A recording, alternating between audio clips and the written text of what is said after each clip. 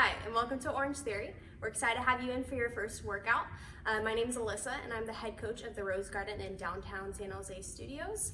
We're going to go over everything that you'll expect to see for your first workout, so let's jump right on into it. When you check in with the front desk, our staff will get you set up with one of these OTB wearables that wraps around your arm, and this just allows you to connect to multiple pieces of equipment to be used during class and track your progress in real time. With your OTB wearable wrapped around your arm, it'll allow you to log in with the OT Connect tablet. For the treadmills, you'll just find your name on the tablet, you'll tap on it until it's highlighted, and then press go. From there, you'll be able to see your name and your heart rate up in real time. Now we have 5 different heart rate zones. It'll start in the gray zone, then move to blue, green, orange, and red. Most of the time in class, it will be spent in the green zone, but we track our time in the orange zone by looking at these spot points here at the bottom right. Now, every minute you spend with your heart rate above 84% of your max heart rate, you'll get 1 spot point here. Usually in a normal Orange Theory class, you want to have around 12 to 20 minutes in that orange zone.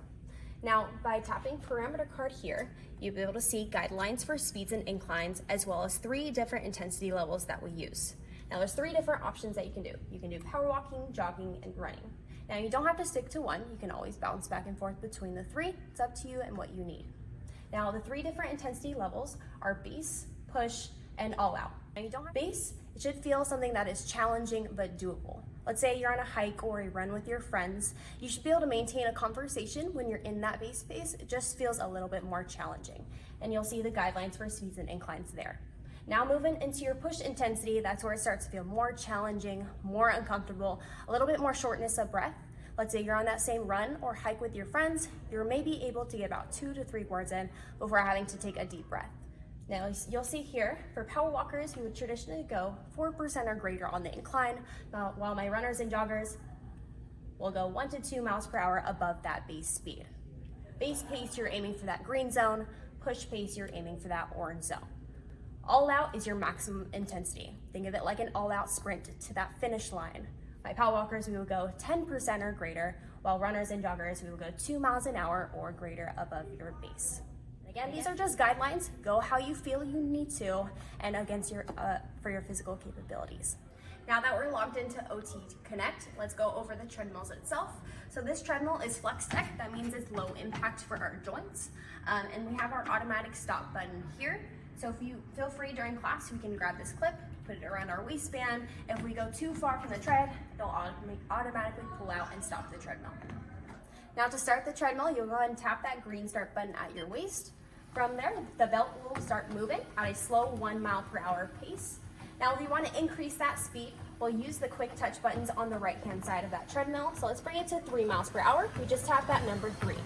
If we want to go faster in that speed, we can tap 2 numbers 1 by 1, tapping 3, then the 4 right afterwards.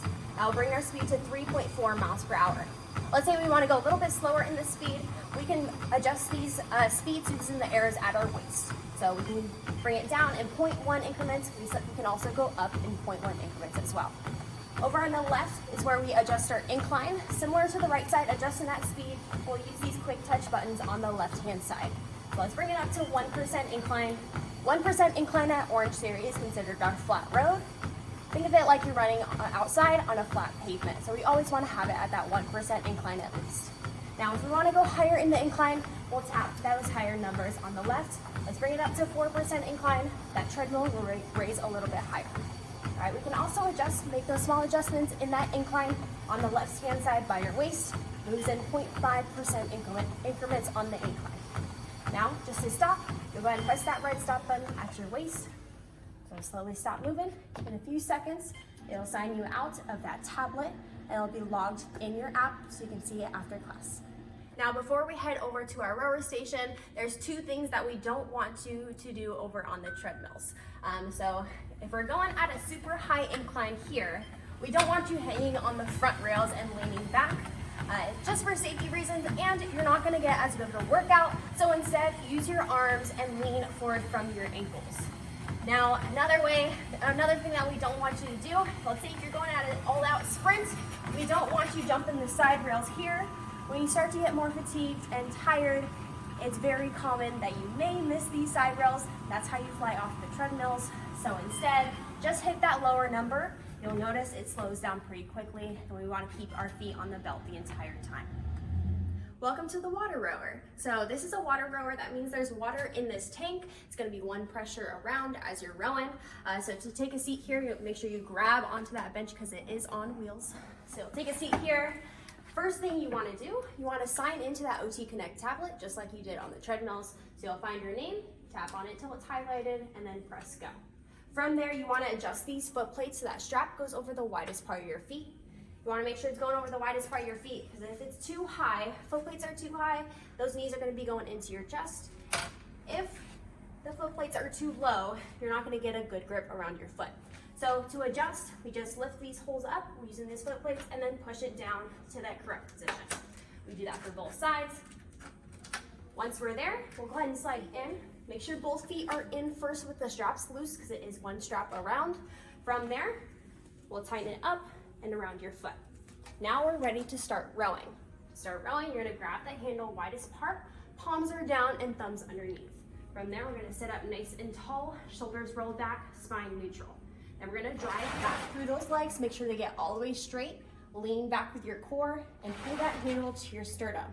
Then returning, we're gonna straighten those arms, lean forward with our core, and bend our legs. So a little faster, it goes legs, core, arms, returning arms, core, legs. Rowing is a leg-driven movement, so 60% of that power is gonna come from your legs, 20% from your core, and 20% from your arms. Similar to the treads, we have those same 3 different intensity levels, base, push, and all out. But to increase your intensity on the rower, you simply just increase your leg drive. When you increase your leg drive, you'll see that reflected on that tablet in front of you. That upper number on that tablet is called watts. That's your power output of each stroke.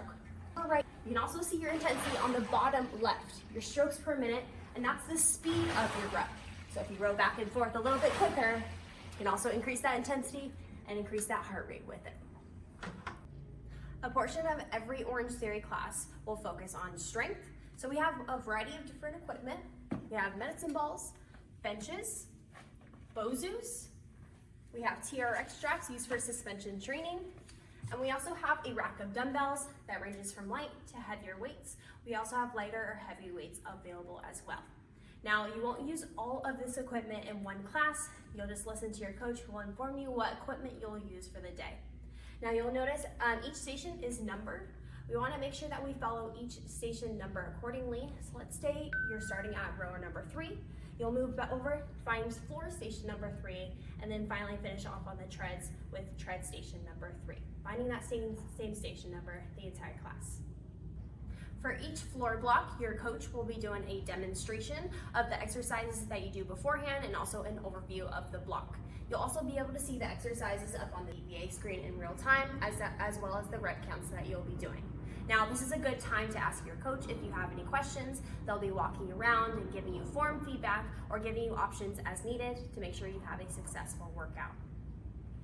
Now, I know that was information overload, but don't worry. When you come in for your first class, we're gonna give you this full onboarding experience again. We'll go over everything to make sure that you're successful for your workout. Just know that we take all the guesswork out, so all you have to do is show up. Now, I know showing up can be a little scary, a little nerve-wracking, maybe a little daunting, but just know that we're here for you. We're excited to meet you, and we can't wait to help you get started with your fitness journey.